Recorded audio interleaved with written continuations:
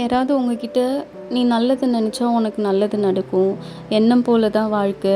உன் மனசு நல்ல மனசா இருந்தா உனக்கு நடக்கிறதெல்லாம் நல்லதா தான் நடக்கும். நீ பாசிட்டிவா யோசிச்சன்னா உனக்கு நடக்கிற விஷயம்லாம் பாசிட்டிவா இருக்கும். இப்படிலாம் யாராவது சொன்னா கண்டிப்பா நம்பாதீங்க. ஏன்னா இந்த எந்த விஷயமும் உங்களுக்கு நடக்க போறது கிடையாது. ஆப்போசிட்ல இருக்கிற பெர்சன் வந்து உங்கள என்ன மாதிரி நினைக்கிறாங்க, அவங்களுக்கு நீங்கள் எவ்வளோ இம்பார்ட்டன்ஸு, இல்லை அவங்க உங்கள எப்படி ட்ரீட் பண்ணுறாங்க அப்படிங்கிறத வச்சு தான் நம்ம ஒருத்தவங்களுக்கு இப்போல்லாம் நல்லது நினைக்கணுமா, கெட்டது நினைக்கணுமா அப்படிங்கிறதையும் நம்ம யோசிக்கணும்னு நினைக்கிறேன்.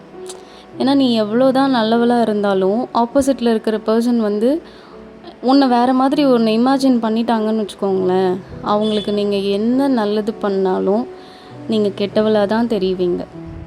ஏன்னா அவங்க ஆல்ரெடி உங்களுக்கு நீங்கள் இப்படி தான் டிசைட் பண்ணிட்டாங்க. அதனால் நீ நல்லது பண்ணுற எந்த ஒரு விஷயமும் அவங்களுக்கு நல்லதாக தெரியாது.